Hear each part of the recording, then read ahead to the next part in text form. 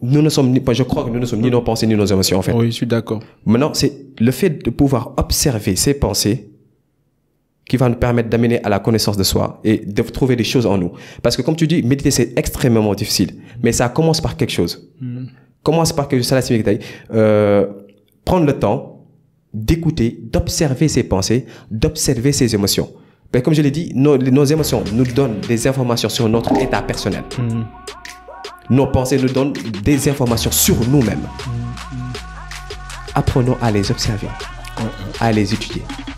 Maintenant, avec discipline, comme tu l'as dit, si on le fait très souvent, là, des choses vont commencer à devenir claires.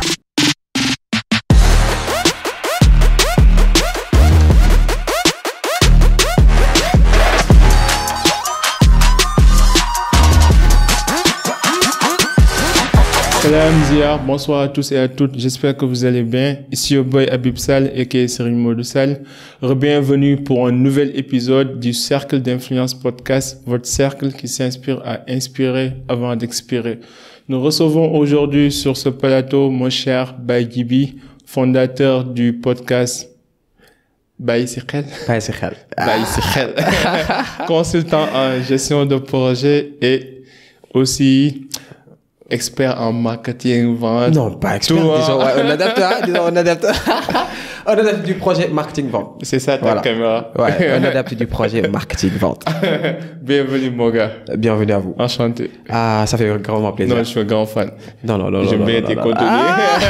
Le grand Baye Djiby quoi. Ah, super. En tout cas, c'était un super plaisir d'être là. Et surtout que le fait de voir que nous sommes tous animés par cette même énergie positive et surtout de savoir que c'est une simple discussion. C'est une simple discussion avec des caméras à côté. Voilà, sauf qu'on n'en a rien à foutre. On parle comme si rien n'était. Il n'y a pas de souci. Mais sinon, pour les gens qui nous écoutent, est-ce que tu peux nous parler brièvement de toi et de ton parcours? Qui est Baye Djiby? Baye Djiby. Alors, de mon parcours, je dirais que Baye Djiby, c'est déjà un personnage. Ok. Voilà, c'est un personnage que j'ai créé parce que de base, je m'appelle Djiby Touré. Et Djiby Touré, c'est une personne qui naît dans les banlieues de Dakar, qui devait faire ses études normalement, qui devait faire une formation normalement et à qui on devait choisir sa voie. Maintenant, Baye Djiby, c'est cette personne rebelle qui a envie de s'extraire du système, d'assumer sa voie, de la comprendre, de l'accepter, de comprendre c'est quoi sa mission de vie et de l'exercer. Pourquoi cette rébellion? Cette rébellion parce que je me sentais pas à l'aise, parce que je vivais dans un environnement où je pouvais pas m'exprimer. Je pouvais pas du tout m'exprimer. Parce que nous sommes dans un monde où maintenant, disons par rapport à la pression sociale, comment le dirais-je, il y a certaines conditions de vie où on ne laisse pas exprimer certaines personnes. Par exemple, si par exemple vous n'avez pas je viens d'une famille très modeste, du coup le collège par lequel je suis passé, du coup il y avait énormément de tiraillements avec ça. Si tu n'es pas personne, on te considère pas. Donc j'étais pas un comédien, j'étais pas un bon élève.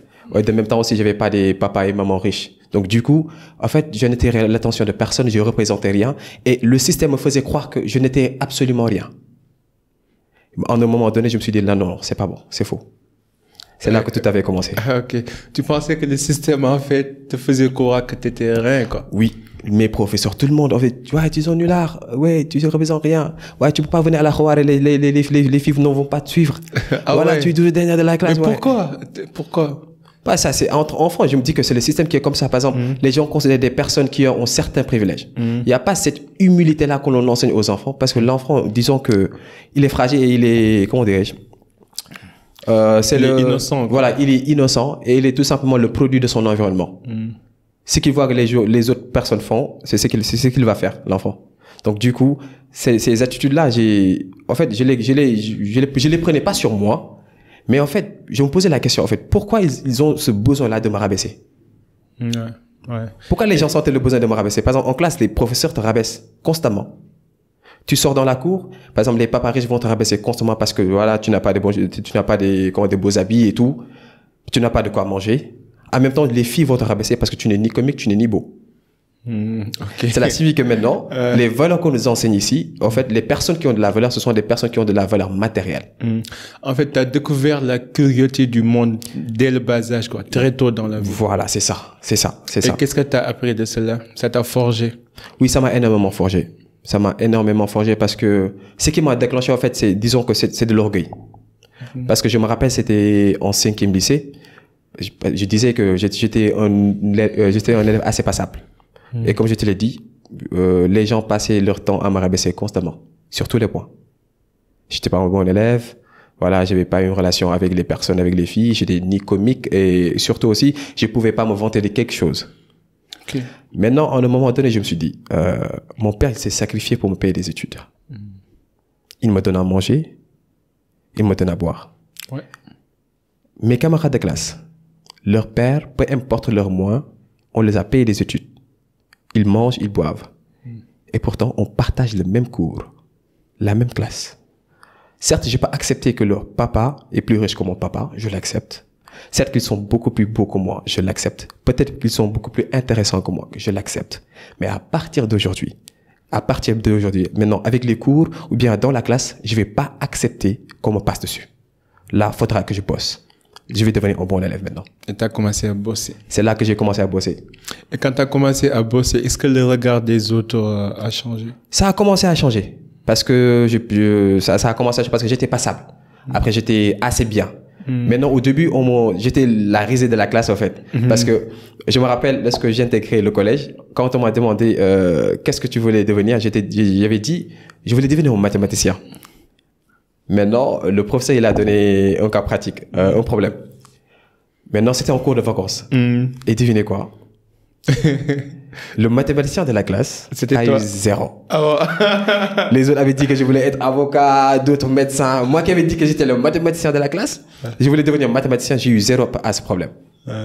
À partir de là, on m'appelait le mathématicien, la risée de l'école, le mathématicien. Donc en fait, j'étais passé pour cette personne-là qui voulait devenir un mathématicien et il n'est pas bon. Maintenant, lorsque j'ai commencé à bosser, lorsque je me suis dit que voilà, je ne vais plus accepter qu'on me passe dessus ou qu'on me passe maintenant en classe, là, j'ai commencé à travailler, j'ai commencé à grimper. Maintenant, ceux qui me tutoyaient ou bien les gens qui se moquaient de moi, le regard a commencé à changer parce que j'ai commencé à les devancer, par exemple, par moyenne ou bien au niveau des rangs, en fait. J'ai commencé à les dépasser. Là, ils m'ont commencé à me regarder autrement. Et c'est là que j'ai compris, ah ouais, ça se passe comme ça. Ça a compris le système de la méritocratie. Voilà, c'est là que la vie n'était pas aussi cruelle que ça. Voilà, c'est là que j'ai compris, ah d'accord, donc il a fallu que je montre ma valeur en classe pour que certaines personnes commencent à changer vis-à-vis de moi, que le regard change. J'ai dit d'accord, je vais continuer. Et qu'est-ce que tu as fait après? Et là comme je l'ai dit, une fois à l'école, je peux comprendre, je veux comprendre le parcours. Ouais, à part ça, c'était en collège. Tout ça, c'est passé en collège. Ça s'est passé en collège. Voilà, maintenant, en lycée, j'étais venu en lycée. Là, finalement, alhamdoulilah, j'étais un assez bon élève. Voilà, donc je me suis dit, ah voilà, je suis passé des moins de 9 jusqu'à des moins de 13, 14, 15, voilà. Donc ça, c'est bon. Donc je me suis dit que je sais faire quelque chose. Donc c'est là que si je veux faire quelque chose, si j'ai la volonté, alors je peux le faire. Là, l'arrogance ça a commencé. J'étais un élève. J'aime bien cette histoire parce que ça montre que par exemple, on voit au Sénégal, partout dans le monde aussi, il y a beaucoup de gens qui se victimisent ou qui pensent que le système est contre eux. Alors qu'en réalité, le système reflète en fait ce que vous pensez de vous-même. Surtout. Vous voyez un peu. Surtout. Parce que ce déclic que j'ai eu, lorsque je me suis dit que je vais faire quelque chose, je me suis dit que là, le premier point que je peux commencer, c'est je suis un élève, donc je vais essayer de devenir un bon élève. Lorsque j'ai travaillé pour devenir un bon élève, je suis devenu un bon élève, le regard des autres a changé. Maintenant, je dis que ça se passe comme ça. Tu fais quelque chose, tu te fais remarquer, tu le fais bien. Maintenant, le regard des autres vont changer et ils vont commencer à t'intégrer, à t'associer. Et tu as appliqué les mêmes principes dans tes études universitaires aussi? Partout.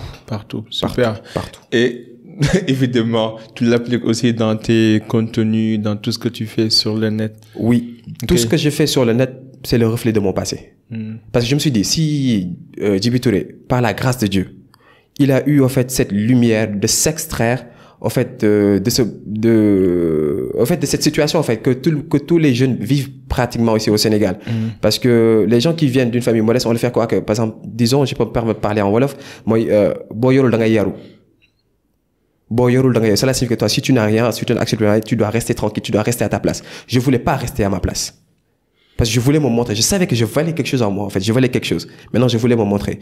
Maintenant, cette lumière que j'ai eue, cette grâce que j'ai eue grâce à Dieu, je me suis dit que, est-ce que mes sœurs vont avoir ce même courage, vont avoir cette même lumière? C'est pour cette raison que tu as commencé de faire des Voilà, contenus. c'est pour cette raison que j'ai commencé à créer du contenu dans le domaine du développement personnel, du mindset. Ok. Voilà. Donc, pour les gens qui nous écoutent, on va mettre les références dans les show notes. Mais d'abord, est-ce que tu peux dire ce que tu fais sur le net avant qu'on entre dans le vif du sujet sur les techniques, les outils, comment on peut aider les jeunes qui nous écoutent de manière générale? D'accord. Donc maintenant, disons que je m'appelle Dibi Touré, je suis ByDibi sur les réseaux sociaux. Je suis connu beaucoup plus sur ByDibi en tant que créateur de contenu dans le domaine du développement personnel, mindset et un peu dans le domaine de gestion de projet. Ok. Voilà, c'est ça. Donc je crée des contenus. Par exemple, je fais des études, j'ai des expériences que j'ai acquis en tant qu'entrepreneur ou bien en tant que, disons, un freelance. J'ai acquis des expériences ou de la connaissance dans le monde du développement personnel. Maintenant, je partage cette expérience-là, ces compétences-là pour que les autres puissent en profiter. Super. Voilà. En tout cas, je voulais t'avoir ici pour te parler de tout ce que tu viens de dire, en fait, surtout des jeunes, tu vois. Ouais. Parce que toi, tu as eu la chance de faire face à cette cruauté du monde très tôt dans la vie. Oui. Et tu as pu analyser et tu as pu sortir de ça grâce j'imagine, à ton intelligence, mais surtout à ton sens d'observation. Oui, alhamdoulilah. Et beaucoup de jeunes, beaucoup de personnes n'ont pas cette faculté et ont besoin de l'aide pour sortir, en fait, de ce gap, pour sortir de cette difficulté. Et je voulais vous parler je vais pas appeler ça de la médiocrité, mais il faut reconnaître que aussi parfois il y a une certaine médiocrité intentionnelle, quoi. Des gens qui sont dans l'acceptance et dans l'inaction et qui ne cherchent pas, en fait, à sortir de leur situation actuelle. Si tu dois donner des conseils pour quelqu'un qui est dans un système, qui se victimise, qui accepte sa situation actuelle et qui ne prend aucune décision pour changer sa vie, est-ce que tu as des outils ou des principes ou des étapes que ces jeunes-là peuvent prendre pour au minimum prendre le premier pas vers la lumière? Je comprends. Et je pense que la réponse va vous étonner. Mais pour ces personnes, je leur demande de rester à leur place. Donc, sérieusement, pourquoi? Le monde n'a pas besoin d'eux. Le monde n'a pas besoin d'eux. Par exemple, dans le sens où chaque personne, on dit que nous sommes presque 8 milliards. Nous sommes tous différents. Alors, si nous sommes tous différents, ça veut dire que nous avons quelque chose en nous. Chaque jour, on se dit que nous ne sommes pas contents de notre situation. Si, de un, tu n'as pas la volonté de vouloir changer ta situation, tu restes à ta place. Tu ne déranges pas les autres. Mais à partir de là où tu nourris cette volonté-là, là, on peut commencer à discuter. Mais qu'est-ce qu'on peut faire pour qu'ils aient ce déclic? Ce déclic, disons que c'est tout simplement, en fait, de méditer sur la situation actuelle. Quand je dis méditer sur la situation actuelle, c'est-à-dire, je vais prendre ça personnellement. Lorsque j'étais dans ces situations-là, en fait, pratiquement durant tout ce temps, j'étais seul. À chaque fois, je me posais des questions. Pourquoi ça? Pourquoi ça? Pourquoi ça m'arrive? Est-ce que c'est ce qui doit arriver à tout le monde? Est-ce que j'ai fait quelque chose dans cette vie pour que je mérite ça? Je me suis posé énormément de questions. Et il y avait personne pour me donner des réponses à part moi-même. Cela signifie que j'étais la personne qui posait la question, j'étais la personne qui répondait et j'étais le narrateur. Tout était imaginaire. Tout était imaginé. Tu as créé ta propre histoire dans ta tête, en fait. Voilà. Maintenant, si tu me dis par rapport à ta situation, tu dis que, voilà, il y a des personnes qui se sont sacrifiées pour te mettre au monde. Est-ce que ça devait être gratuit? Est-ce que nos mères, elles ont souffert pour que nous devenions de simples personnes? En fait, imaginons ça, en fait. Est-ce que nos mères, elles ont souffert tout simplement pour comment dirais-je, donner vie à une personne qui fait des petites choses, en fait. Toute cette souffrance pour tout simplement être une toute petite personne. C'est une belle grille de lecture, une belle manière de voir les choses. Je me dis que, en fait, si le monde a voulu que nous venions au monde, c'est parce qu'il y a quelque chose que nous devons assumer, quelque chose que nous devons faire dans ce monde-là. Et c'est quelque chose-là, je me dis que c'est notre mission de vie. Et chacun doit chercher sa mission de vie. Et pour chercher sa mission de vie, la première chose à faire, c'est de méditer sur soi-même. De faire son diagnostic. De faire son diagnostic personnel, faire une introspection, méditer sur soi, réfléchir sur soi. Et surtout, réfléchir sur ses potentiels et sur ce qui est facile pour lui. Je vais faire l'avocat du diable parce qu'avant, je réfléchissais comme toi. Ouais. En fait, moi, j'ai jamais eu de problème de discipline, de motivation. J'ai toujours eu cette hargne, cette détermination en moi. Mais à force de parler avec les gens, j'ai compris que tout le monde n'est pas créé de la même manière, quoi. Oui. Et qu'on n'a pas les mêmes génétiques. Il y a des gens, que ce soit par le conformisme ou par, en fait, la pression sociale ou le poids du destin. Parfois, on peut se dévier du droit chemin pour des raisons diverses et diversifiées. Ouais. Donc, pour les gens, et en même temps, réfléchir. Tu vois, méditer, hein. Faire un diagnostic. C'est pas facile, hein. Ah ouais, j'en sais quelque chose. Parce que c'est des mots que les gens utilisent. Diagnostic, introspection, méditer. Mais le fait de rester tranquille et de parler honnêtement avec soi, c'est très difficile. Ça demande une certaine intégrité éthique, morale et une certaine honnêteté. Tu vois un peu? Là, t'as touché au point sensible parce que, en fait, ce qui est vraiment difficile, c'est être sincère avec soi-même, en fait. Même si tu médites, si tu n'es pas sincère avec toi-même, là, en fait, tu t'enfonces. Je connais beaucoup de gens qui méditent, qui font semblant de méditer, mais qui racontent des fausses histoires à eux-mêmes, quoi, tu vois. Il y en a énormément. Et je me dis qu'en fait, parce que moi, récemment, j'avais un problème de définir c'est quoi la méditation, c'est quoi la réflexion de soi. Et disons, c'est quoi la retraite spirituelle, en fait? Parce que ce que je veux définir à travers la méditation, ce mot-là, en fait, ne suffit pas, en fait. Mais sur le plan pratique, comment tu fais? Par exemple, quand tu dis réfléchir, c'est un mot vague et vaste, en fait. Ouais. Et je te dis que tout le monde ne sait pas réfléchir. Ça, tu le sais déjà. Là, je vais pas être dans la situation. Ça doit être compliqué alors pour eux. Parce que moi, je me dis que nous avons une raison, en fait. Nous avons une raison. Cela signifie qu'il y a une voix qui résonne en nous, à l'intérieur. Disons que pour méditer, écoute cette voix intérieure en toi. Des fois, cette voix peut nous dire des choses bien ou fausses, mais en tout cas, elle nous donne des informations sur nous-mêmes, sur la perception que nous avons du monde, la perception que nous avons de la réalité, et surtout, cette voix, nous connaissons la vérité. Moi, je me dis que nous connaissons la vérité. Cependant, c'est l'environnement qui nous transforme. C'est l'environnement qui nous envoie des messages. Maintenant, il y a cette voix intérieure en nous. C'est cette voix qui sait, en fait, qui nous sommes réellement, en fait. Maintenant, cette voix, à chaque fois qu'on doit faire quelque chose, il y a quelque chose qui résonne. Disons, Abibou, tu viens, je vois que, voilà, tu as réussi. Moi, par exemple, j'ai une situation modeste. Je ressens quelque chose en moi. La première chose qui doit venir, voilà. Pourquoi Abibou, il a ça? Pourquoi? Pourtant, moi, je travaille, j'ai pas eu ça. Là commence l'envie, quoi, la jalousie. Mais il y a quelque chose. En fait, tu as eu une discussion avec toi-même. C'est là-bas le secret, en fait. Maintenant, pose-toi. Qui a parlé? Tu as senti quelque chose. Nos émotions, c'est tout simplement des informations de notre état. Tu as senti quelque chose. Il y a quelque chose qui t'a dit, voilà, pourquoi Abibou, il a ça? Une autre voix a répondu, non, c'est pas normal. Mais en parlant à cet instant, toi, tu es en train d'observer cette discussion. Ça veut dire que nous ne sommes pas forcément nos pensées, quoi. Je crois que nous ne sommes ni nos pensées ni nos émotions, en fait. Oui, je suis d'accord. Maintenant, c'est le fait de pouvoir observer ces pensées qui va nous permettre d'amener à la connaissance de soi et de trouver des choses en nous. Parce que comme tu dis, méditer, c'est extrêmement difficile. Mais ça commence par quelque chose. Commence par quelque chose. Ça signifie prendre le temps d'écouter, d'observer ses pensées, d'observer ses émotions. Mais comme je l'ai dit, nos émotions nous donnent des informations sur notre état personnel. Nos pensées nous donnent des informations sur nous-mêmes. Apprenons à les observer, à les étudier. Maintenant, avec discipline, comme tu l'as dit, si on le fait très souvent, là, des choses vont commencer à devenir claires.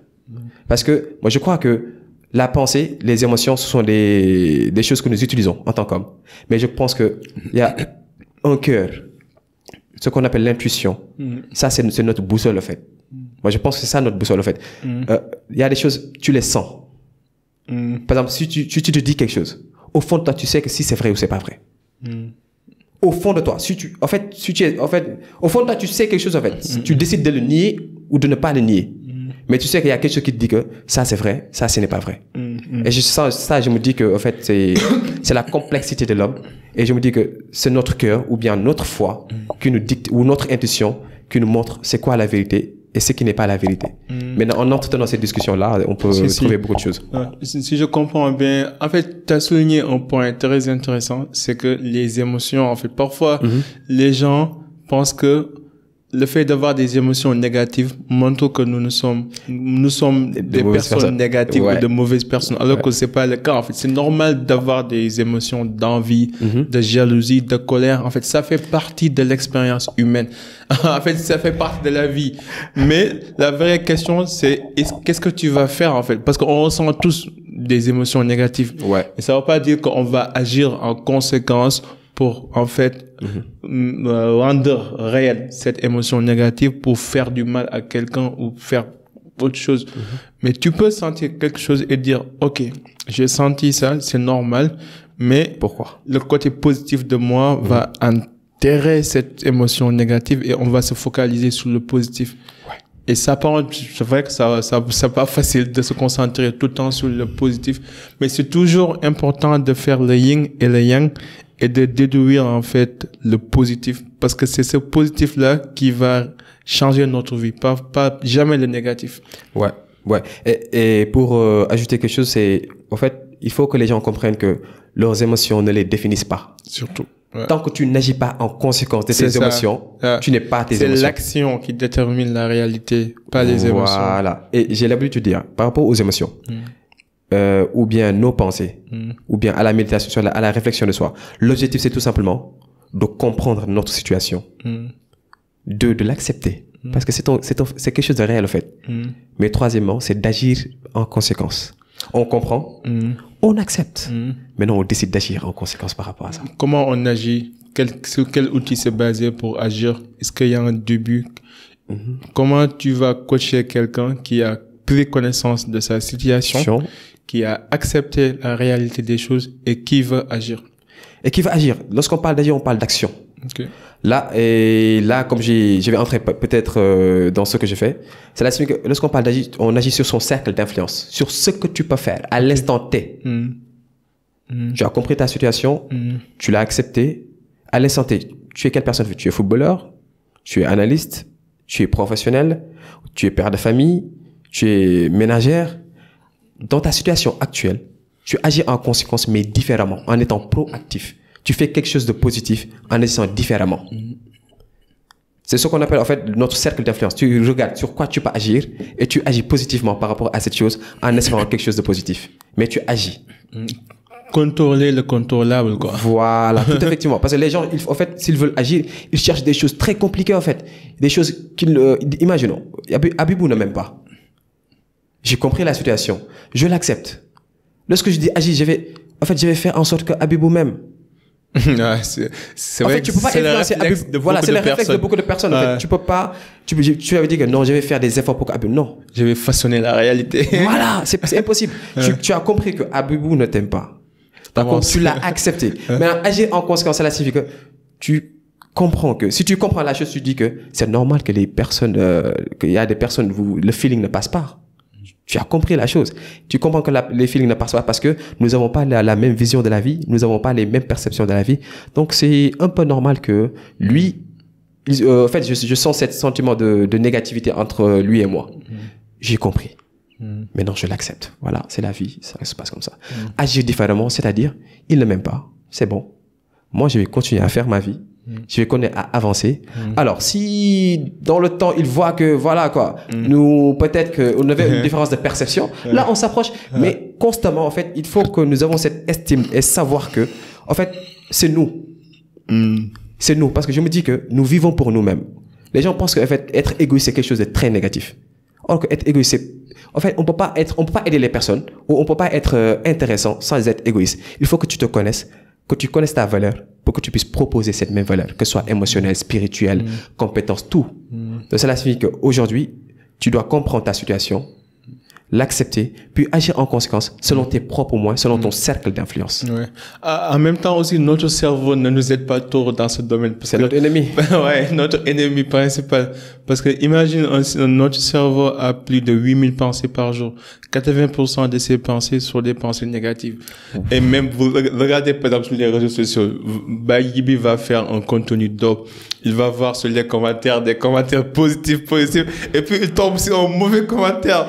Et tu vois, et ça va bousiller ta journée. Et pourtant, tu as vu 99% des commentaires étaient positifs. Pour dire qu'on a tendance à se focaliser sur le négatif. Et ça, c'est notre cerveau, quoi. Ouais, franchement, notre cerveau ne nous aide pas, parce que je dis que le cerveau, en fait, il cherche en fait, il cherche l'instinct de survie, notre zone de confort. En fait, il n'aime pas l'incertitude. Il n'aime pas l'incertitude. Donc, du coup, en fait, lorsque tu veux décider d'agir en conséquence par rapport à quelque chose, tu agis sur des choses où quelque chose que tu n'as jamais fait. Et lorsque tu n'as jamais fait quelque chose, ton cerveau, dans sa tête, le cerveau, il dit que, comme que tu l'as jamais fait, non, reste dans ça. Reste dans tes problèmes. Au lieu que tu te crées un autre problème sur un autre problème. Ouais, c'est ça. On aime passer sur des chemins connus, quoi. Voilà. Et c'est notre cerveau qui nous influence, en fait. Donc, c'est là, lorsqu'on dit à des personnes, sortez de votre zone de confort, c'est comme si, en un moment, on te dit, en fait, d'éteindre ton cerveau, en fait, de faire parler ta fougue. C'est tout. Mais en faisant parler ta fougue, il faut utiliser son cerveau pour pouvoir l'analyser, tout ça, synthétiser les informations. Mais quand même, t'as raison. Le fait de c'est important de sortir de notre zone de confort. Moi, j'ai l'habitude de dire que la meilleure manière de se découvrir, c'est de faire ce que vous haïssez faire, quoi. Genre, la meilleure manière. Genre, si quelque chose vous rend agacé, faites-le quand même. Au moins, vous aurez gagné contre votre self-doubt, tu vois. C'est important. Parce que ces petites victoires-là vont vous donner de la confiance et de la compétence nécessaire pour d'autres challenges ultérieurement, quoi. Ouais, il faudra affronter ces peurs. C'est voilà, important. Il faut les affronter pour avoir moins peur. Maintenant, on a le cercle d'influence. Par exemple, on a agi sur notre entourage. Et après, c'est quoi la prochaine étape? La prochaine étape, une fois qu'on agit sur son cercle d'influence, moi, ce que j'ai l'habitude de dire, avant de commencer quoi que ce soit, en fait, je me dis qu'il faut avoir un projet de vie. Si tu comprends ta situation, tu l'as acceptée, tu décides d'agir en conséquence, en fait, tu n'agis pas dans le tas, en fait. Tu dois savoir qu'est-ce que tu veux faire réellement. Comment tu veux le faire? Qu'est-ce que tu veux faire? Qu'est-ce que tu veux faire réellement? Qu'est-ce que tu veux y avoir? Et comment tu veux l'avoir? En fait, tu dois réfléchir sur ça. Même si c'est ambigu. Mais tu dois avoir un projet de vie. C'est ça va avoir au moins une vision, en fait. Une vision de quelque chose. De l'avenir que tu veux créer. Là, tu te dis que, voilà, dans 45 ans, en fait, je veux devenir un conférencier international.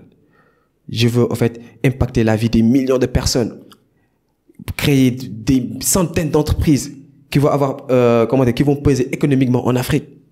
En fait, il faut qu'on laisse notre imagination parler pour nous. Et c'est à partir de là que nous pourrons façonner une vision que nous voulons.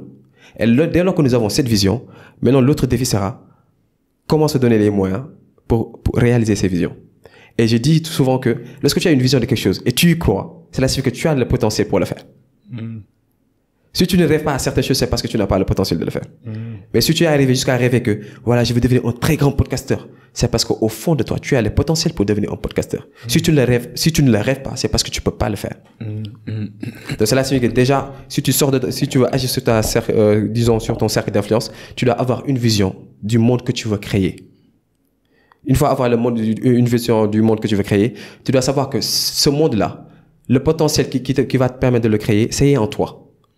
Tu l'acceptes encore une fois, tu le comprends, tu l'acceptes. Maintenant, tu agis en conséquence. Cela signifie, tu transformes ce potentiel que tu as en compétence. Ok. Maintenant, disons, en fait, je parle souvent. J'adore parler. Et quand je parle, je suis à l'aise. Et moi, je sais que j'adore parler, en fait. Et je me dis que je veux devenir un conférencier international. Cela signifie que mon potentiel, c'est dans la communication, peut-être dans la communication ou bien dans le marketing. En fait, je me suis observé, en fait. Je me suis dit que, ouais, moi, j'adore parler. J'adore m'entendre parler. Et j'adore communiquer avec les personnes. J'adore avoir des discussions. Cela signifie que tu dois comprendre par là que tu as un potentiel, en fait, en termes de communication. Mais c'est tout simplement un potentiel. Mais à partir de là, tu dois agir pour transformer ce potentiel-là en compétence économiquement valable ou tout simplement en compétence. Maintenant, je sais que j'aime la communication. Maintenant, je dois me façonner à comment, en fait, canaliser ce potentiel que j'ai pour servir ça sur un plateau pour que les autres puissent en profiter. Soit pour me payer de l'argent, ou pour me payer, soit aussi pour faire ça à but non lucratif. J'ai bien aimé le fait que tu as utilisé le mot compétence parce que le talent seul ne suffit pas.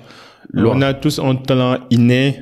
Après, il y a des choses, on doit l'acquérir, on doit on doit se forger, on doit se former. C'est des choses en fait qu'on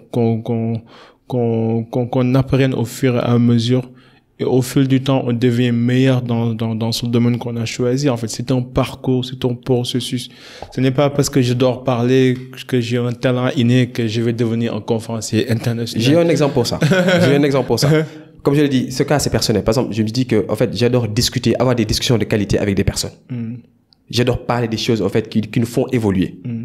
J'ai commencé à faire des vidéos de motivation. Donc, c'était des posts au début. Après, j'ai commencé à faire des vidéos de motivation. Je parlais. Voilà. Et les gens me disaient qu'en fait, Djiby, en fait, cette vidéo, elle est inspirante, en fait. Ça me donne la chair de poule. Je me suis dit oui. D'accord, je vois. Maintenant, je me suis dit, voilà, si ça, c'est ma passion, j'adore inspirer. À travers mon parcours, bien, à travers le développement de soi, à travers le dépassement de soi, où je le fais très souvent. Maintenant, cela signifie que ça, c'est ma passion. Mais ma passion, je dois transformer ça en business. En profession. Voilà, en profession. Maintenant, qu'est-ce que je peux faire? En ayant, par exemple, une voix agréable à entendre, en voulant communiquer, qu'est-ce que je peux faire avec ça? J'ai fait des recherches et j'ai découvert le métier de voix off. Maintenant, j'ai recherché des formations. Malheureusement, j'ai pas eu. Maintenant, je me suis formé en autodidacte dans le métier de voix off. Et aujourd'hui, je suis en voix professionnelle. Mais le processus a commencé. J'adorais communiquer, avoir des discussions de qualité. J'ai commencé à faire des vidéos de motivation. Les gens m'ont fait voir que j'avais un potentiel par rapport à ma voix. Maintenant, j'ai décidé de transformer ce potentiel que j'ai en compétences et je me suis allé former. C'est comme dans la matrice d'Ikigai, tu vois. Voilà. Tu connais la matrice d'Ikigai. Même si j'ai un peu oublié, voilà, ta profession, ta vocation, ta passion et ta mission. Et ta mission. Voilà, c'est ça. Donc bon, pour les gens qui nous écoutent, si vous tapez sur Google matrice d'Ikigai, vous allez trouver un schéma, en fait, qui détaille comment déterminer la raison d'être de votre vie, en fait. Donc, c'est des schémas où on vous montre votre passion, votre mission, votre vocation et votre profession. Par exemple, si vous mélangez profession plus mission, c'est ce à quoi vous êtes payé, je pense. Oui. Et si vous faites votre passion plus votre mission, c'est ce que vous aimez faire, tu vois. Je pense passion plus mission, je pense que c'est ce que le monde a besoin de vous. C'est ce que le monde a besoin de vous. Bon, c'est ce que le monde a besoin. En tout cas, si vous tapez, vous allez voir. Moi, j'ai oublié un peu les formules, mais c'est un peu ça, quoi. Mais c'est vrai que tu as raison. Tout c'est un processus, en fait. C'est un processus. Avoir conscience qu'on a de la valeur, avoir conscience de sa situation, avoir la volonté de changer, développer une vision, retrouver ses potentiels, transformer ses potentiels en compétences, transformer encore ses compétences en compétences économiquement valables, et puis vendre. Vendre. Comment vendre? C'est la partie la plus difficile, hein? Maintenant, il y a beaucoup de gens qui arrêtent, qui renoncent dans cette étape-là. Oui, vendre. En tout cas, dans cette vie, tout est vente. Tout est vente. Moi, je préfère le mot négociation que sur le mot vente. Ou bien tu es d'accord? Négociation, disons...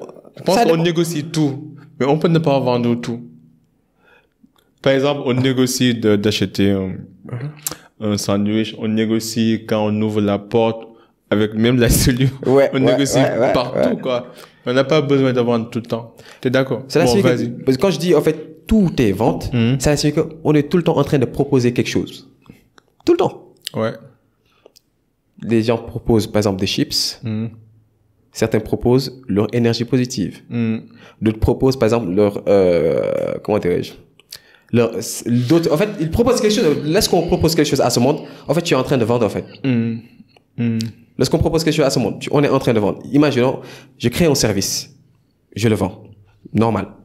Imaginons, j'ai une petite amie. Pour la draguer, cette fille, elle me vend son charme. Exprès ou pas exprès. Elle propose quelque chose. Et lorsqu'elle propose quelque chose, elle propose pour avoir quelque chose en retour, inconsciemment ou consciemment. Tout est transactionnel. Tout est transactionnel. C'est pourquoi j'ai dit d'habitude tout est vente. Même si c'est un peu flou, mais bon, comprenez que tout est vente. Mais ça peut être de manière positive. Voilà, ça peut être de manière positive parce que le monde, en fait, nous sommes dans un monde d'interconnexion. On échange constamment. Lorsqu'on échange constamment, donc cela signifie que on est dans une logique de vendre constamment. Parce que nous sommes dans une logique d'échanger.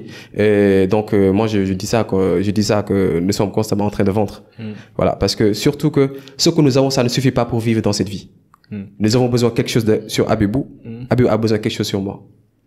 On doit échanger. Ouais.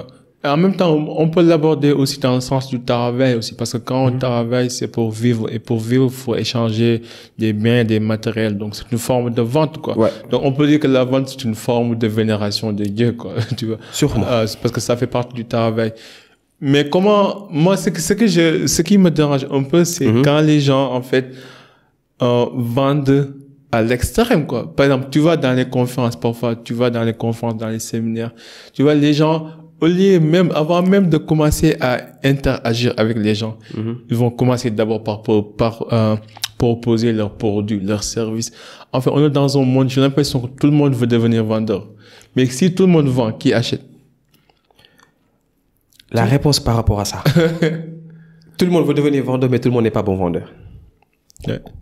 Ouais. Tout est vente. D'accord, tout est vente. Mais, comme vous l'avez dit, on peut vendre, mais sans pour autant faire une transaction. C'est ça. Genre, même moi, ça me dérange pas. Vends-moi. Mais ne me fais pas comprendre que tu es en train de me vendre. Voilà. Tu vois? En fait, lorsqu'on vend, tu donnes pas l'impression de vendre. En fait, c'est ça la vente. En fait, disons, je hais ça. Quand j'ai l'impression que tu veux me pousser à acheter ça, je hais. C'est parce que vous n'avez pas un bon vendeur en face. Ouais. Parce que quand je dis un bon vendeur, c'est quelqu'un qui propose quelque chose dont quelqu'un il a réellement besoin et de la meilleure des façons. C'est ça à vendre en fait. Et ça, c'est l'idéal. Ça, c'est difficile de l'avoir. Non, c'est pas compliqué. Ah bon? Tu proposes quelque chose, ce dont il a besoin et de la meilleure des façons. C'est-à-dire que lorsqu'on vend à quelqu'un, en fait, tu crées pas un besoin. Tu mets en relation le désir qu'il a, le besoin qu'il a par rapport à ton service. Et ça, c'est purement du marketing, en fait. C'est comme à l'entrée de l'hôpital, quelqu'un vient pour te vendre un masque, par exemple. Voilà. Ou bien il fait chaud, il y a quelqu'un qui vend des casquettes.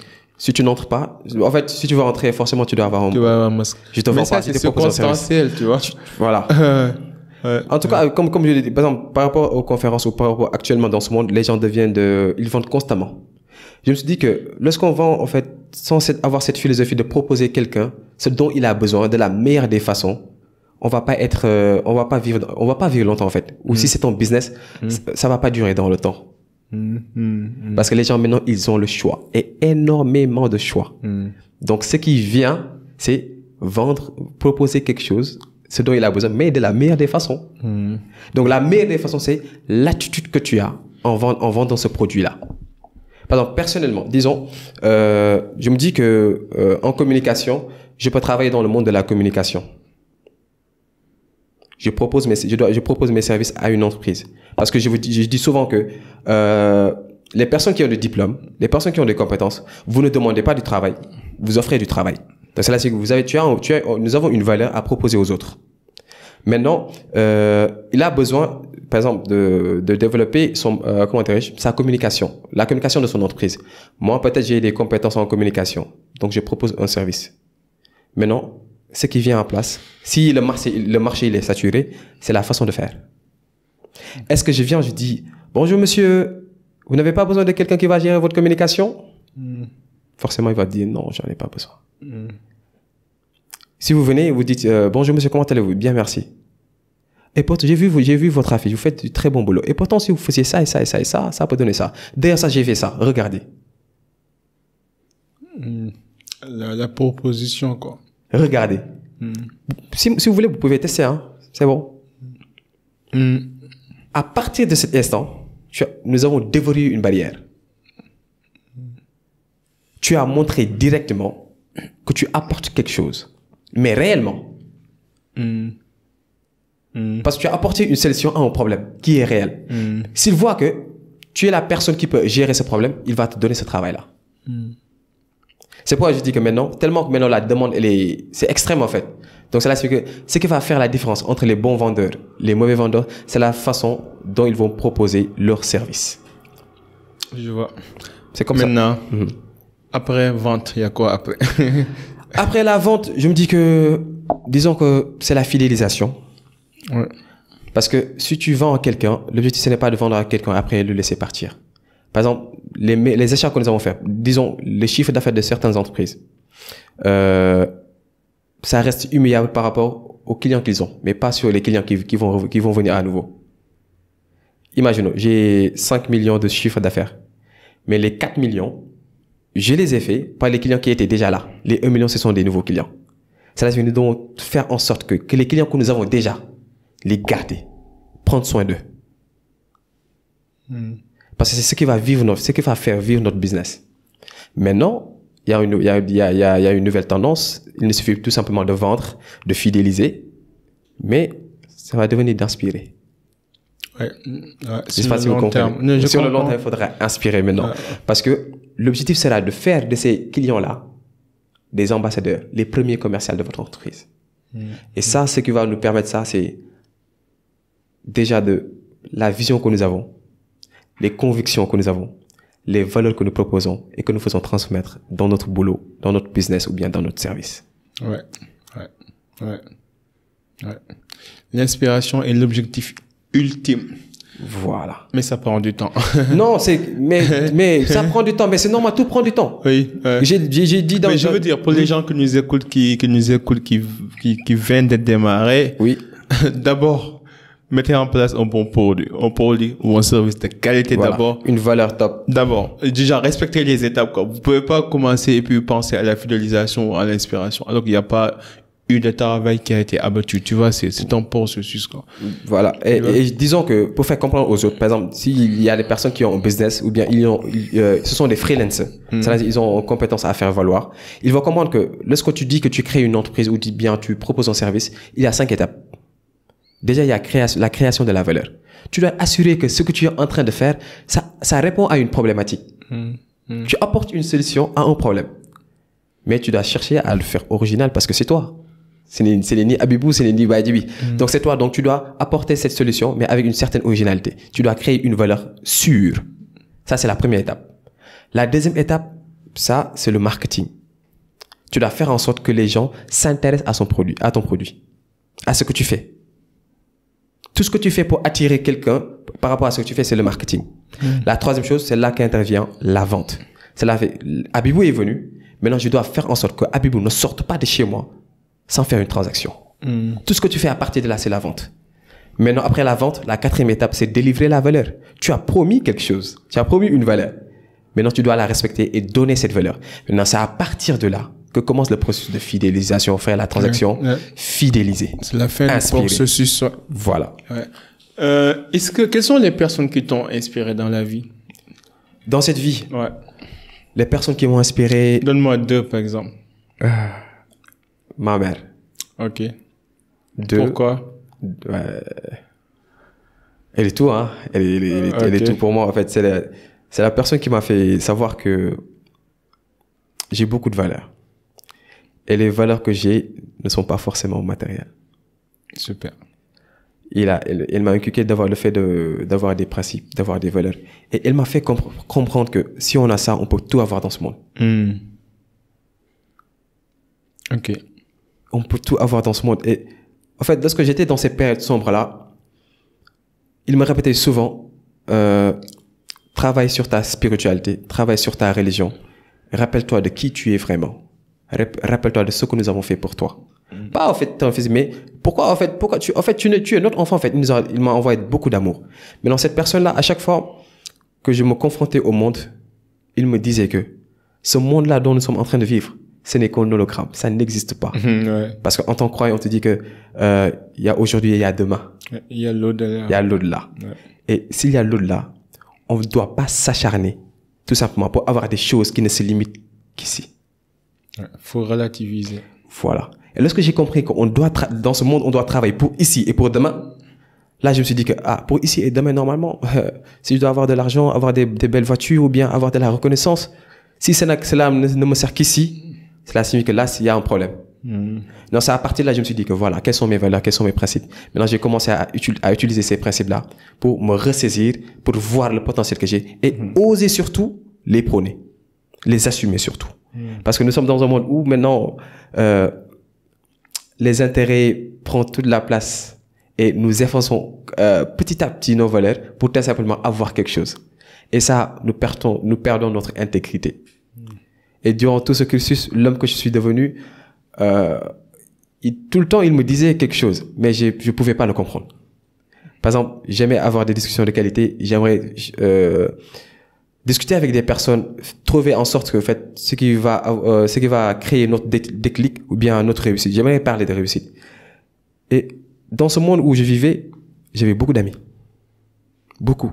Parce que toutes les personnes qui je fréquentais, je parlais de réussite, je parlais de projet, je parlais d'avenir.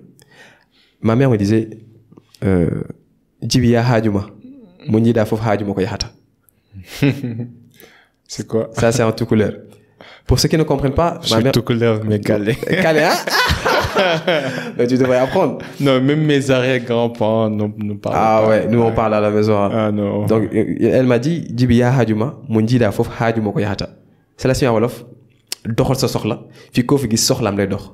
Cela signifie occupe-toi de tes affaires. Car dans ce monde-là, chaque personne s'occupe de ses affaires. Parce que l'au-delà, on va te demander qu'est-ce que tu faisais dans ce monde. On va pas dire que j'ai fait. Non, toi, qu'est-ce que tu as fait? Là, je me suis dit que voilà, Jibi, c'est bon d'avoir des amis, c'est bon en fait de parler, c'est bon d'avoir des connexions avec des personnes. Mais c'est encore mieux de se concentrer sur sa propre vie. C'est en se concentrant sur sa propre vie qu'on pourra déjà apporter une certaine lumière aux autres et avoir une relation de qualité avec les autres parce qu'on propose quelque chose de valeur, quelque chose qui a de la valeur. C'est super. Et cette personne, elle m'inspire toujours. Hein. Ok. Ouais. Est-ce qu'il y a un doute ou une peur que tu essaies de combattre en ce moment? Peur, doute. C'est que constamment, je suis en train de travailler sur tous mes aspects. Donc, quelque chose de doute. Non, mais je veux dire, tu travailles sur tous tes aspects de ta vie, mais il y a quand même un aspect qui coince un peu. Ou qui retarde, en fait, à donner les résultats escomptés. Déjà, pour commencer, je vais parler de quelque chose de très essentiel. Ok. Parce qu'aujourd'hui, c'est devenu une qualité insurmontable pour réussir dans cette vie. Ça, c'est les réseautages. Ok. Et tu penses que c'est un défaut chez toi ou? Je dirais pas un défaut. Franchement, j'ai beaucoup de choses à travailler sur ça. Ok. Parce que comme je l'ai dit, personnellement, je suis une personne, j'assume mes principes, j'assume mes valeurs. Et si nous vivons dans une personne où les personnes, en fait, ils mettent en avant leurs intérêts tout en oubliant leurs valeurs, Mais tu peux faire les deux. Voilà. Maintenant, le résultat, c'est cette compétence qui va te permettre, en fait, d'avoir cette relativité. Ah, parce que quand tu fais du réseautage, c'est pas comme si tu cries haut et fort tes intérêts et tes valeurs et principes. Donc, ça vient naturellement, de manière authentique. Aujourd'hui, maintenant, c'est cette relativité-là. En fait, c'est comme si j'ai un problème pour sortir, en fait. Tu sors pas souvent? Non, je sors pas souvent. Pourquoi? Tu penses que parce que tu es introverti ou Non, je suis pas introverti, mais j'avais besoin d'avoir une assurance avant de sortir parce que tu peux pas sortir alors que tu sais pas là où tu viens. Parce qu'on dit que si tu sais pas là où tu vas, retourne là d'où tu viens. Mais si tu sais là d'où tu viens, qui tu es, maintenant, normalement, tu peux sortir, hein. Mais je te suis pas là. Là, je te suis pas. Donc, je veux dire, par exemple, disons, 5 ans passés, je ne sortais pas. Je ne fréquentais plus beaucoup de personnes parce que je n'étais plus sûr de qui j'étais. Ok. Là, le fait que tu connais qui tu es vraiment, est-ce que tu sors en ce moment? Oui. J'ai beaucoup de facilité maintenant à me connecter à d'autres personnes. Donc, le problème est réglé. Ouais, ça reste encore. Ok. Ça reste encore. Mais qu'est-ce qui reste, en fait? C'est ça ce que je n'arrive pas à comprendre. Ce qui reste normalement aujourd'hui, c'est le fait de vouloir créer un réseau d'hommes africains modernes. Des personnes qui partagent cette même vision de vouloir changer les choses tout en sachant que ce changement viendra d'eux-mêmes. Donc, le fait, maintenant, impulser ce genre de cercle, ce genre de réseau, là, je te dis que ça, c'est un travail énorme. Est-ce que... Mais il y a des gens qui pensent comme toi. Il y a des gens, en fait, qui ont cette même vision, ce même objectif. Mais t'as pas besoin de venir pour leur dire que ma vision, c'est ça. On va. Non, ça vient naturellement, authentiquement, tu vois. Mais avant que je ne comprenne ça, j'ai pris du temps. J'ai pris du temps à comprendre ça. Moi, je pense que les bonnes âmes s'attirent, en fait. Et que parfois, à force de sortir c'est comme la manière dont les gens rencontrent leur femme, en fait. C'est quand tu arrêtes de chercher que tu vas trouver ta femme. Les gens disent souvent cette phrase, en fait. C'est là, ouais. Tu vois, et c'est pareil aussi, quoi. par exemple, quand tu veux faire quelque chose, si tu prends ça comme objectif et que tu travailles, en fait, tous les jours pour l'atteindre, ça peut enlever, en fait, toute la spontanéité, tu vois. Et peut-être c'est cette spontanéité même qui fait que la mayonnaise, en fait, se parraine, tu vois.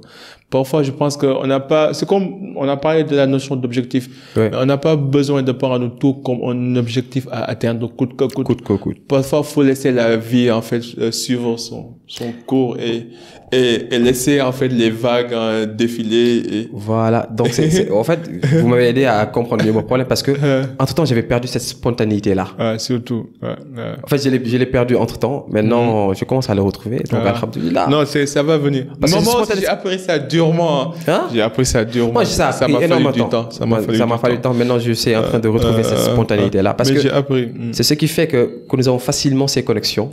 Et ce qui fait qu'en fait, ces collaborations que nous aurons vont se passer naturellement et vont être fructueuses. Parce que moi, je fais plus confiance à la spontanéité que quelque chose qui est en fait axé sur objectif. Tu vois un peu? Surtout. Parce que objectif, c'est vrai que, par exemple, c'est facile d'atteindre un objectif. Il suffit juste de faire un ensemble d'actions, de mesurer, et puis le travail est fait. Ouais. Alors, la spontanéité, c'est deux personnes qui, en fait, de manière inconsciente, reconnaissent la qualité de l'un à l'autre et décident de travailler ensemble pour un objectif commun, mais surtout un objectif collectif, un objectif qui sert en fait tout le monde, quoi, tu vois. Mais là, il faudra humaniser des étapes, hein. Les étapes, il faudra humaniser les étapes. Ouais, c'est ça, c'est l'humain, quoi. C'est l'humain au centre de tout. C'est l'humain qui doit être au centre de tout. Maintenant, ok, on a vu. Quels sont les livres qui t'ont marqué? Les livres qui m'ont marqué. Déjà, il faut savoir, je suis pas j'ai jamais été un lecteur. J'ai commencé à lire des livres à partir de 2018. Et le livre qui m'a marqué, qui a fait que j'ai créé ByDB, que les gens connaissent sur les réseaux sociaux, c'est L'Alchimiste de Paulo Coelho. Les gens aiment L'Alchimiste. Non, L'Alchimiste de Paulo Coelho, franchement, ça m'a, en fait, c'était la dernière confirmation que, en fait, ce à quoi je croyais, mes rêves, en fait, je devais les faire naturellement, en fait. C'est quelque chose de naturel. Je dois vivre ma légende personnelle, en fait. Je suis né pour vivre ma légende personnelle. Je suis né et j'ai une mission de vie et je dois la respecter. Et si je ne vis pas ma légende personnelle, à la fin, voilà, j'aurais perdu toute une vie. Le pire conseil qu'on t'a donné? Le pire conseil qu'on m'a donné, il faut savoir que de nature, je suis une personne qui n'écoute pas souvent des conseils. Le meilleur conseil qu'on t'a donné? Le meilleur conseil qu'on m'a donné, occupe-toi de tes affaires. Okay. Chaque personne, parce que chaque personne va s'occuper de ses affaires. Même si, en fait, des fois, c'est positif ou négatif. Mais bon, l'essentiel, il faudra se concentrer sur soi. Quel est l'ingrédient qui manque pour que ta vie soit idéale? L'ingrédient qui manque pour que ma vie soit idéale. Qui manquerait? L'ingrédient. Disons... Mais une très bonne femme. Mais une très bonne femme. Ah, ça va venir, t'inquiète. Ah ouais, une très bonne femme. Non, je pense que c'est ce qui manque, hein. Ah ouais. Tu veux te marier là, t'es prêt? Non? Non, pas du tout. Là, bon, pas du tout. Comme tu l'as dit, la manière dont tu l'as dit, je me disais, peut-être le mec, il est prêt. Non, pas du tout. Là, pas du tout. Mais en fait, ce qui manque réellement, c'est, voilà, une très bonne femme parce que, comme j'ai l'habitude de le dire, le développement personnel, c'est le développement de soi. Et lorsqu'on parle de développement personnel, en fait, c'est une question d'équilibre. Vie professionnelle, vie personnelle, vie spirituelle, vie émotionnelle. Ok. Professionnel, je me débrouille, alhamdoulilah, je suis pas pressé. Je suis le processus. Spirituel, je suis dans le processus. Personnel, je suis en train de travailler sur mes émotions. Mais si tu as une très bonne femme, tout ça, c'est la mayonnaise. C'est la mayonnaise. Tu l'as bien expliqué. Hein. Non, c'est la mayonnaise, tout ça. La mayonnaise, parce que lorsqu'on dit que la femme est, en fait, c'est, comment on dit, le berceau de l'humanité, non? Non, qu'est-ce qu'on dit? La femme, c'est la reine mère, je sais pas. Mais si, en fait, la femme, c'est une nation, en fait. Cela signifie que toi, si tu veux, disons, façonner cette nation-là, ou bien faire partie d'une certaine nation, mais tu dois avoir une nation auprès de toi. Imagine, t'as trouvé la bonne femme. Ouais. T'as atteint tes objectifs. Ouais. T'as partagé, t'as coaché, t'as formé, t'as aidé beaucoup de jeunes. Ouais. Et que là, t'as 120 ans et t'es au dernier jour de ta vie. Quels sont les trois principes que tu donnerais comme legs à la prochaine génération? Rapidement, on est un peu tenu par le temps et Ouais. Emma qui me signale là. Ce que... Trois principes, simple. Trois principes. Principes universels, des vérités absolues. Tu vas dire à tes enfants, je vous laisse ces trois principes. Vivez avec ces trois principes. Vous n'aurez jamais de problème. Premièrement, sans hésiter, l'intégrité. Ok. Et rester constamment intègre. 2, c'est la générosité. Je pense que ces deux principes-là. Toi, donne-moi un troisième. 3, intégrité. Intégrité, générosité, mais 3. J'ai du mal à sortir quelque chose. Hein. Vas-y, t'inquiète. 3, mais en tout cas, intégrité et surtout générosité. Parce que lorsqu'on donne, c'est comme ça qu'on va recevoir. Ouais. Voilà. Et dernière question, quelle inspiration aimerais-tu laisser dans ce monde? Quelle inspiration? Que lorsqu'une personne décide de faire ce qu'il aime, c'est parce qu'il peut le faire. Yep. Mais, ça fait un honneur. Non, franchement, le nom il est partagé parce qu'aujourd'hui j'ai appris beaucoup de choses. Ah bon? Parce que la spontanéité, vous l'avez dit, j'avais perdu ma spontanéité et aujourd'hui j'ai appris quelque chose dans ce podcast et franchement, je vous dis merci, je vous dis énormément merci. Non, c'est le plaisir est pour moi. Et la discussion était de qualité. Appris, moi, franchement. En tout cas, je suis un grand fan. Mais t'as raison. En fait, tu vas voir. Dans la vie, avec le temps, tu vas voir que Dieu fait bien les choses, quoi. Et que chaque chose arrive au bon moment. Et que chaque objectif n'a pas besoin de se réaliser comme on le souhaite. Ouais. Et ce qui est important, c'est que ça se réalise comme Dieu le souhaite, tu vois. Ouais, je suis en croyant et donc je m'identifie. Je m'identifie très normalement à ce et que le tu dis. timing de Dieu est toujours parfait. De toute façon, I trust in you, man. Yeah, on aura d'autres occasions. Non, de toute façon, j'ai confiance en toi. En tout cas, l'avenir est radieux. Je sais que tu vas faire de belles choses et je te souhaite que le meilleur au monde. Et continue ce que tu fais, tu vois, c'est inspirant, quoi. Ça enseigne, ça inspire, ça motive. Et je pense que nous, les jeunes, on a besoin de ça. En fait. On a besoin de voir des modèles de référence jeunes comme nous qui nous montrent le chemin et qui nous guident et qui nous accompagnent. C'est très important. Ouais. Est-ce que tu as un dernier mot et comment les gens pourront entrer en contact avec toi? Déjà, en dernier mot, comme j'ai l'habitude de le dire, ça c'est déjà clair. Cela signifie que vous voulez quelque chose, vous êtes, faites en sorte de le faire. Le faire en fait, je ne dis pas d'atteindre des objectifs, faites-le. Vous voulez savoir des choses sur vous-même, faites-le. Positif ou pas positif, vous allez apprendre quelque chose. Super. Et comment les gens pourront entrer en contact avec toi? Pour entrer en contact avec moi, je suis sur les réseaux sociaux au nom de ByDJB, BYDJIBY. Donc sur Instagram. On va mettre ça dans les show notes. Sur Instagram, voilà. Et tu vas me parler de tout couleur là. Un salé qui ne parle pas de tout couleur. Mais ça, c'est paradoxal. Non, mon père ne parle pas. Mon grand-père ne parlait pas. Je ne sais pas pourquoi, mais bon. Peut-être je pense que mon grand-père avait migré depuis longtemps de Louga ou quelque chose comme ça. Pour des raisons économiques, je pense qu'on a perdu un peu la langue chez nous là. C'est ça. Mais on va se rattraper. C'est bon. Tu sais comment on dit à la prochaine fois? Non. Hagongol. Hagongol. Inch'Allah. En tout cas, Sophie, un plaisir. Non, le plaisir est pour moi. Les gars, c'était le Cercle d'Influence Podcast avec ByDJB. Ici, on s'inspire à inspirer avant d'expirer. À la prochaine. En attendant, soyez uniques, soyez légendaires. Peace and love. Be out. Bye.